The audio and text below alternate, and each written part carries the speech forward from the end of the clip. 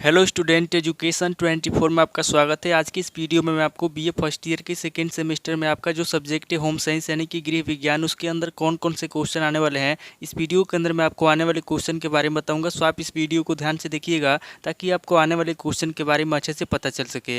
और जो भी स्टूडेंट बीए फर्स्ट ईयर के अंदर है, जिनका सेकेंड सेमेस्टर के एग्जाम चल रहा है या फिर सेकेंड सेमेस्टर के एग्जाम होने वाला है, वो लोग कमेंट करके जरूर बताएं कि नेक्स्ट क्वेश्चन पेपर उनको किस सब्जेक्ट के ऊपर चाहिए, ताकि आपके कमेंट के अनुसार मैं आपको क्वेश्चन पेपर दे सकूँ। तो आइए बिना किसी देरी के हम लोग शुरू करते हैं और सबसे पहले अति लघु उत्तरीय प्रश्नों के बारे में जानते हैं। तो यहाँ पे अति लघु उत्तरीय प्रश्नों में पहले प्रश्न की बात की जाए तो यहाँ पे आपका पहला प्रश्न दिया हुआ है, वस्त्र विज्ञान के दो महत्व बताइए। पहला प्रश्न कह रहा है जो वस्त्र विज्ञान है, यहाँ पे आपको वस्त्र विज्ञान के दो महत्व बताना है। अगले क्वेश्चन की बात की जाए तो यहाँ पे आपका दूसरा क्वेश्चन दिया हुआ है, गृहिणी को वस्त्र खरीदते समय किन बातों का ज्ञान होना आवश्यक है। दूसरा क्वेश्चन कह रहा है जो गृहिणी है उनको वस्त्र खरीदते समय किन बातों का ज्ञान होना आवश्यक है।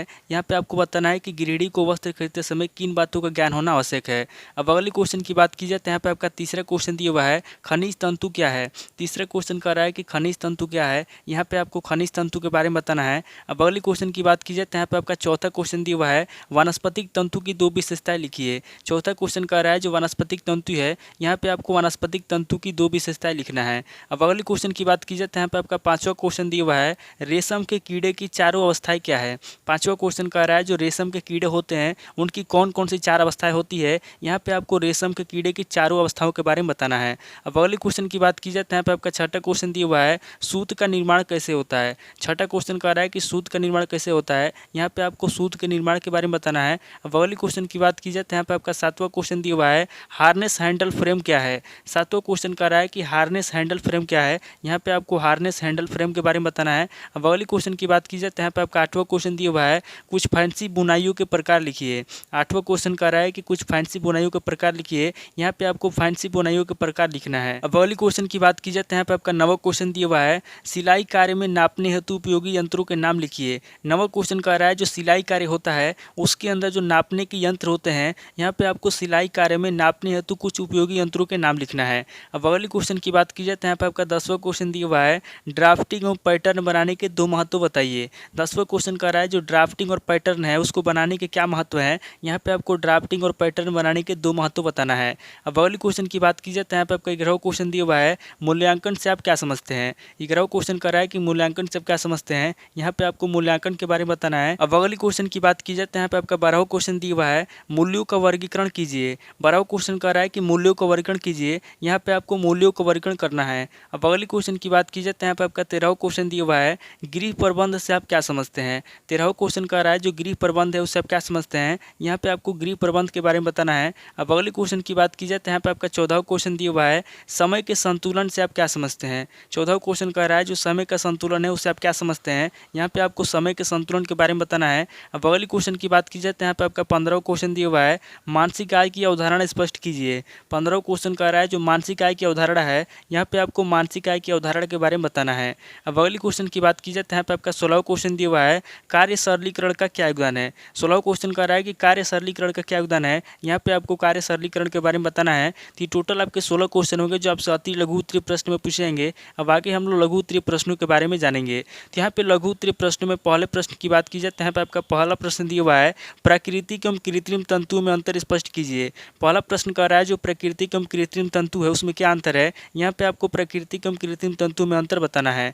अब अगले क्वेश्चन की बात की जाए तो यहाँ पे आपका दूसरा क्वेश्चन दिया हुआ है, धागों में ऐंठन के बारे में बताइए। दूसरा क्वेश्चन कह रहा है जो धागों में ऐंठन है, यहाँ पे आपको धागों में ऐंठन के बारे में बताना है। अब अगले क्वेश्चन की बात की जाए तो यहाँ पे आपका तीसरा क्वेश्चन दिया हुआ है, सिलाई मशीन के सामान्य दोष और उन्हें दूर करने के उपाय बताइए। तीसरा क्वेश्चन कह रहा है जो सिलाई मशीन होता है उसके अंदर कौन कौन से सामान्य दोष होते हैं, यहाँ पे आपको सबसे पहले सिलाई मशीन के सामान्य दोष बताना है, उसके बाद आगे आपको उन दोषों को दूर करने के उपाय बताना है। अब अगले क्वेश्चन की बात की जाए तो यहाँ पे आपका चौथा क्वेश्चन दिया हुआ है, निम्नलिखित बिंदुओं पर टिप्पणी कीजिए, कपड़े पर निशान लगाना तथा काटना। चौथा क्वेश्चन कह रहा है कि निम्नलिखित बिंदु पर टिप्पणी लिखिए, कपड़े पर निशान लगाना तथा काटना। यहाँ पे आपको कपड़े पर निशान लगाना तथा काटना, इस बिंदु के ऊपर आपको क्या करना है, इस बिंदु के ऊपर आपको टिप्पणी लिखना है। अब अगले क्वेश्चन की बात की जाए तो यहाँ पे आपका पांचवा क्वेश्चन दिया हुआ है, गृह व्यवस्था का क्या महत्व है। पांचवा क्वेश्चन कह रहा है जो गृह व्यवस्था है उसका क्या महत्व है, यहाँ पे आपको गृह व्यवस्था का महत्व बताना है। अब अगले क्वेश्चन की बात की जाए तो यहाँ पे आपका छठा क्वेश्चन दिया हुआ है, धन व्यवस्थापन से आप क्या समझते हैं। छठा क्वेश्चन कह रहा है कि धन व्यवस्थापन से आप क्या समझते हैं, यहाँ पे आपको धन व्यवस्थापन के बारे में बताना है। अब अगले क्वेश्चन की बात की जाए तो यहाँ पे आपका सातवां क्वेश्चन दिया हुआ है मौद्रिक आय से आप क्या समझते हैं। सातवां क्वेश्चन कह रहा है कि मौद्रिक आय से आप क्या समझते हैं। यहाँ पे आपको मौद्रिक आय के बारे में बताना है। अब अगले क्वेश्चन की बात की जाए तो यहाँ पे आपका आठवां क्वेश्चन दिया हुआ है संपूर्ति आय के स्रोत बताइए। आठवां क्वेश्चन कह रहा है जो संपूर्ति आय के स्रोत है, यहाँ पे आपको संपूर्ति आय के स्रोत के बारे में बताना है। अब अगले क्वेश्चन की बात की जाए तो यहाँ पे आपका नवा क्वेश्चन दिया हुआ है बजट बनाते समय किन किन बातों का ध्यान रखा जाता है। नवा क्वेश्चन कह रहा है कि बजट बनाते समय किन किन बातों का ध्यान रखा जाता है। यहाँ पे आपको बताना है कि बजट बनाते समय किन किन बातों का ध्यान रखा जाता है। अब अगले क्वेश्चन की बात की जाए तो यहाँ पे आपका 10वां क्वेश्चन दिया हुआ है अर्नाल क्या है, अर्नाल एक्रिलिक वस्त्रों की विशेषताएं बतलाइए। 10वां क्वेश्चन कह रहा है कि अर्नाल क्या है। यहाँ पे आपको सबसे पहले अर्नाल के बारे में बताना है, उसके बाद आगे आपको अर्नाल एक्रिलिक वस्त्रों की विशेषता बताना है। तो ये टोटल आपके 10 क्वेश्चन होंगे जो आपसे लघु उत्तरीय प्रश्न में पूछे जाएंगे। अब आगे हम लोग दीर्घ उत्तरीय प्रश्नों के बारे में जानेंगे। तो यहाँ पे दीर्घ उत्तरीय प्रश्नों में पहले प्रश्न की बात की जाए तो यहाँ पे आपका पहला प्रश्न दिया हुआ है रेशो का वर्गीकरण लिखिए एवं मानव निर्मित रेशो को विस्तार से समझाइए। पहला प्रश्न कह रहा है जो रेशे हैं, यहाँ पे आपको सबसे पहले रेशो का वर्गीकरण लिखना है, उसके बाद आगे आपको मानव निर्मित रेशो को विस्तार से समझाना है। अब अगले क्वेश्चन की बात की जाए तो यहाँ पे आपका दूसरा क्वेश्चन दिया हुआ है लिनन निर्माण की प्रक्रिया एवं उसकी विशेषताओं का वर्णन कीजिए। दूसरा क्वेश्चन कह रहा है जो लिनन की निर्माण प्रक्रिया है, यहाँ पे आपको सबसे पहले लिनन की निर्माण की प्रक्रिया के बारे में बताना है, उसके बाद आगे आपको उसकी विशेषताओं का वर्णन करना है। अब अगले क्वेश्चन की बात की जाए तो यहाँ पे आपका तीसरा क्वेश्चन दिया हुआ है रेशम की निर्माण प्रक्रिया भौतिक तथा रासायनिक विशेषताएं बताइए। तीसरा क्वेश्चन कह रहा है जो रेशम की निर्माण प्रक्रिया है, यहाँ पे आपको सबसे पहले रेशम की निर्माण प्रक्रिया के बारे में बताना है, उसके बाद आगे आपको रेशम के भौतिक तथा रासायनिक विशेषता बताना है। अब अगले क्वेश्चन की बात की जाए तो यहाँ पे आपका चौथा क्वेश्चन दिया हुआ है करघे के विभिन्न हिस्सों एवं कार्यों को सविस्तार समझाइए। चौथा क्वेश्चन कह रहा है जो करघा है, यहाँ पे आपको करघे के विभिन्न हिस्से के बारे में बताना है और उसके कार्यों को विस्तार से समझाना है। अब अगले क्वेश्चन की बात की जाए तो यहाँ पे आपका पांचवा क्वेश्चन दिया हुआ है ड्राफ्टिंग की विधि पर एक लेख लिखिए। पांचवा क्वेश्चन कह रहा है जो ड्राफ्टिंग की विधि है, यहाँ पे आपको ड्राफ्टिंग की विधि पर एक लेख लिखना है। अब अगले क्वेश्चन की बात की जाए तो यहाँ पे आपका छठा क्वेश्चन दिया हुआ है पेपर पैटर्न का तकनीक का वर्णन कीजिए और लेआउट निकालने की विधि बतलाइए। छठा क्वेश्चन कह रहा है जो पेपर पैटर्न है, यहाँ पे आपको पेपर पैटर्न की तकनीक के बारे में बताना है और लेआउट निकालने की विधि के बारे में बताना है। अब अगले क्वेश्चन की बात की जाए तो यहाँ पे आपका सातवां क्वेश्चन दिया हुआ है गृह प्रबंध से क्या तात्पर्य है, निकिल डार्सी तथा ग्रास कैंडल की परिभाषाओं की विस्तृत व्याख्या कीजिए। सातवां क्वेश्चन कह रहा है कि गृह प्रबंध से क्या तात्पर्य है, यहाँ पे आपको सबसे पहले गृह प्रबंध के बारे में बताना है, उसके बाद आगे आपको निकिल डार्सी तथा ग्रास कैंडल की परिभाषाओं की विस्तृत व्याख्या करना है।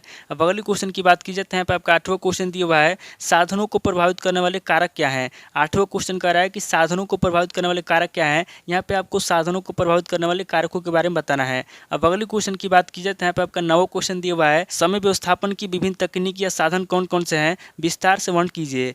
नवा क्वेश्चन कह रहा है जो समय व्यवस्थापन है उसकी विभिन्न तकनीक कौन कौन से हैं या फिर उसके विभिन्न साधन कौन कौन से हैं, यहाँ पे आपको सबसे पहले समय व्यवस्थापन की विभिन्न तकनीकों के बारे में बताना है या फिर उसके साधनों के बारे में बताना है और इसको विस्तार से समझाना है। अब अगले क्वेश्चन की बात की जाए तो यहाँ पे आपका 10वां क्वेश्चन दिया हुआ है पारिवारिक बजट के उद्देश्य तथा लाभ बताइए। 10वां क्वेश्चन कह रहा है जो पारिवारिक बजट है उसके उद्देश्य क्या है, लाभ क्या है, यहाँ पे आपको पारिवारिक बजट के उद्देश्य बताना है तथा उसके लाभ बताना है। तो टोटल आपके 10 क्वेश्चन होंगे जो आपसे दीर्घ उत्तरीय प्रश्न में पूछे जाएंगे। तो इस वीडियो के अंदर मैंने आपको अति लघु उत्तरीय प्रश्न, लघु उत्तरीय प्रश्न और दीर्घ उत्तरीय प्रश्न तीनों तरह के प्रश्नों के बारे में बता दिया। आप इन तीनों तरह के प्रश्नों को नोट कर लीजिए और किसी किताब से सीरीज से मिलाकर के याद कर लीजिए। तो दोस्तों आज इस वीडियो को मैं पे स्किप करता हूँ, मिलता हूँ आपसे नेक्स्ट वीडियो में। अगर आपको वीडियो अच्छा लगा तो वीडियो को लाइक कीजिए, शेयर कीजिए और कमेंट करके बताइए कि आपको नेक्स्ट वीडियो किस टॉपिक ऊपर चाहिए।